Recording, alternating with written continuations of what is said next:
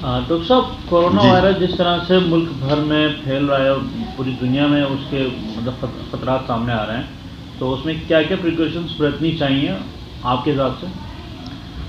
दरअसल इस सिलसिले में हुकूमत हिंद की जानिब से भी एक एडवाइज़री जारी की जा चुकी है और उसके मुताबिक जो एडवाइज़री जारी की गई है, सख्ती से अमल करने की ज़रूरत है। चूँकि ज़ाहिर है कि ये हुकूमत अवामी है, अवाम के फलाह बहबूद के लिए काम करती है, तो अवाम में ये ऐसा ना हो कि जो वबा पूरी दुनिया में फैली हुई है, हिंदुस्तान उससे मुतासिर हुआ है लेकिन उस पैमाने का नहीं हुआ है, अल्लाह का शुक्र है। और ये इसका जो एहतियाती कदम है जो उठाया गया वो काफ़ी अहम है। तो इसमें मेनली यही है कि हमें भीड़ भाड़ से बचना चाहिए, आपस में फासला बना के रखना चाहिए, मास्क का इस्तेमाल करना चाहिए और अवामी जगह पर बिला ज़रूरत ना जाया जाए। जहाँ आदमी की पब्लिक प्लेस है, जहाँ इंसान के जाना बहुत ज़रूरी होता है, तो वाकई अगर तकाज़ा सख्त है तभी इंसान वहाँ जाए। तो इसमें जो एहतियाती इक़दाम किए जा रहे हैं वही इसका हल है असल में। इसका चूँकि इलाज जो है, आप जानते हैं कि कोई भी किसी भी पैथी में इसका इलाज नहीं है। तिब्ब यूनानी में हिफ्ज़ मा तक़द्दुम के लिए बहुत सी चीज़ें बयान की गई हैं।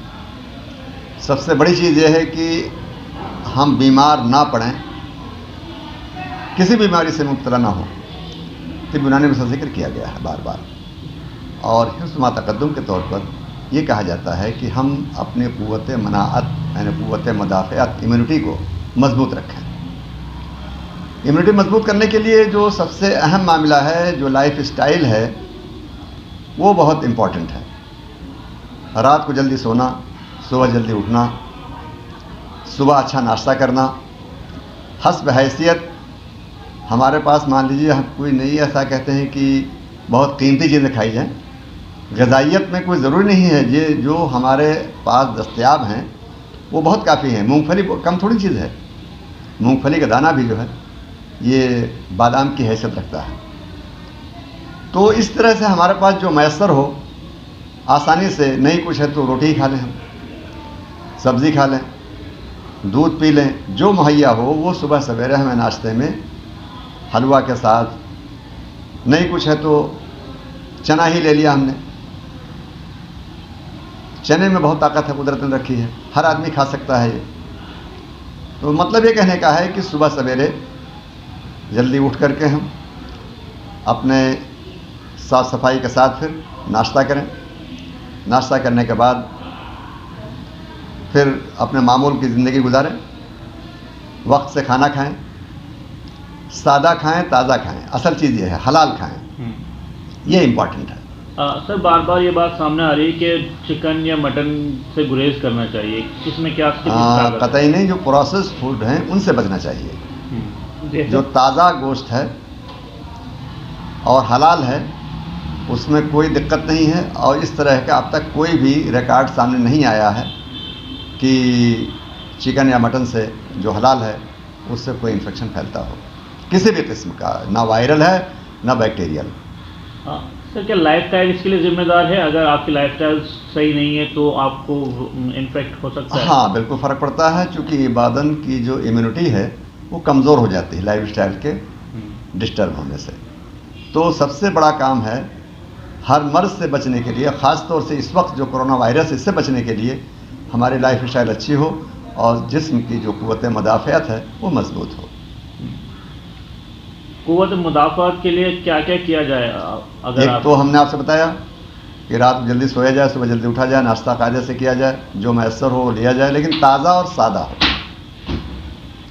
इसमें ऐसा ना हो कि जो लोग आम तौर से फ्रीजिंग सिस्टम है ना, कि रख लिया गर्म करके फिर खा रहे हैं, ऐसा नहीं। मतलब अगर फ्रोज़न मीट अगर हम यूज़ कर रहे हैं तो वो सही नहीं है? फ्रोज़न बिल्कुल नहीं, बिल्कुल नहीं, ताज़ा ही लिया जाए अपने ताज़ा सामने। लिया जाए हमेशा। और ये सर, सैनिटाइज़र से मुतालिक जो बातें सामने आ रही हैं, सैनिटाइज़र का यूज़ करने को कहा जा रहा है, तो हाँ, सैनिटाइज़र का यूज़ तो वक्ती है, लेकिन वो इतना अहम नहीं जितना कि हाथ धोने का फ़ायदा है। और और देखिए, जो आदमी नमाजी होता है 5 वक्त तो हो गया कम से कम उसे, पूरा वज़ू करता है। इसके अलावा जो खाने से पहले, खाने के बाद हाथ धुलना है। फिर हम अगर बाई चांस किसी से मुसाफा बाय द वे हो ही गया तो फ़ौरन हाथ धुलें हम। सैनिटाइज़र का उतना फ़ायदा नहीं मिलेगा जितना कि हमें हाथ धुलने का फ़ायदा मिलेगा। अब हाथ चूँकि आमतौर से आँख और नाक और मुंह पर जाता है, तो नाक के ज़रिया जो है ये वायरस फैलने के चांस, मतलब लंग्स में पहुंचता है, तो वो इन्फेक्शन का सबब बनता है। तो उससे हमें बचना चाहिए। इसीलिए कहा गया है कि हाथ की सफाई बहुत अहम है, और अगर हम कहीं इस तरह से काम कर रहे हों तो दस्ताने का इस्तेमाल किया जाए। वो सब इसलिए कहा मास्क गया पर है। आप क्या कहेंगे, मास्क कितना ज़रूरी है? मास्क बहुत ज़्यादा ज़रूरी नहीं है।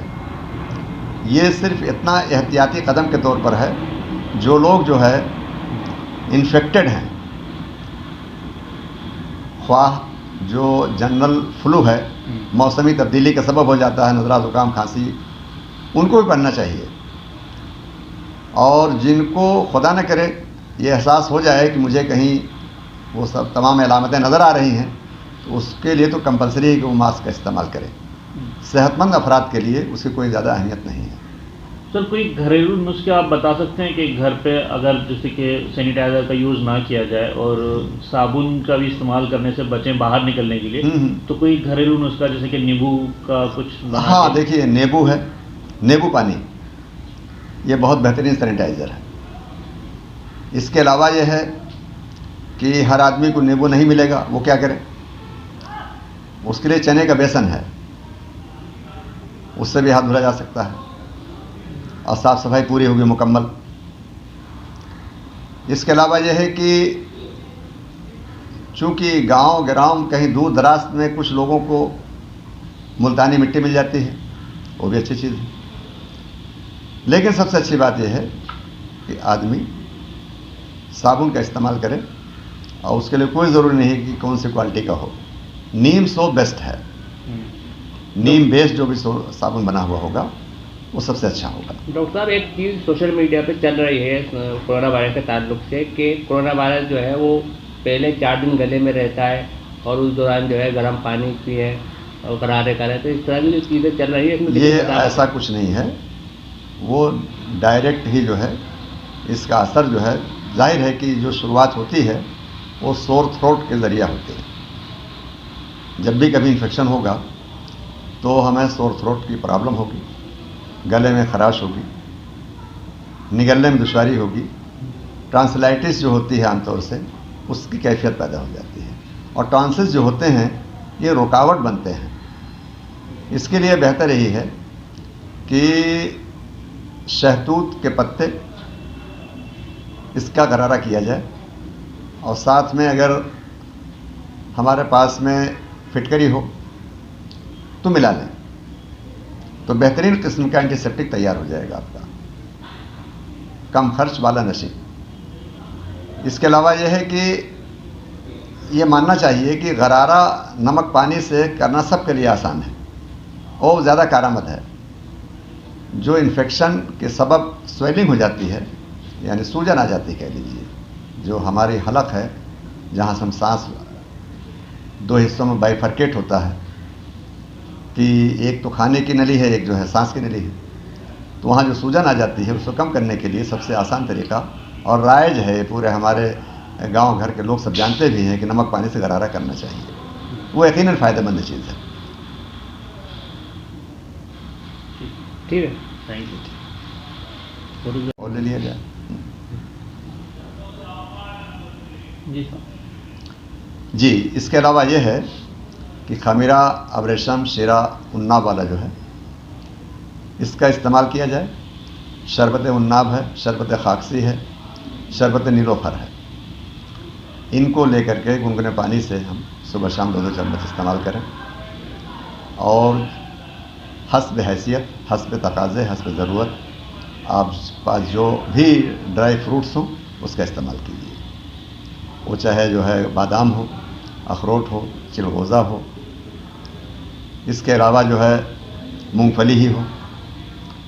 ये है कि मूंगफली खाने के बाद जो है फ़ौरन पानी ना पिया जाए, उसमें आधा एक घंटे का फासला रखा जाए। मूंगफली चूँकि आमतौर से एलर्जी पैदा करती है, यही एक उसका मसला होता है कि अगर हमने मूंगफली खाई और फिर पानी पी लिया तो ये थोड़ा सा एलर्जी पैदा करती है, तो फिर खांसी भी हो सकती है और डायरिया भी हो सकता है।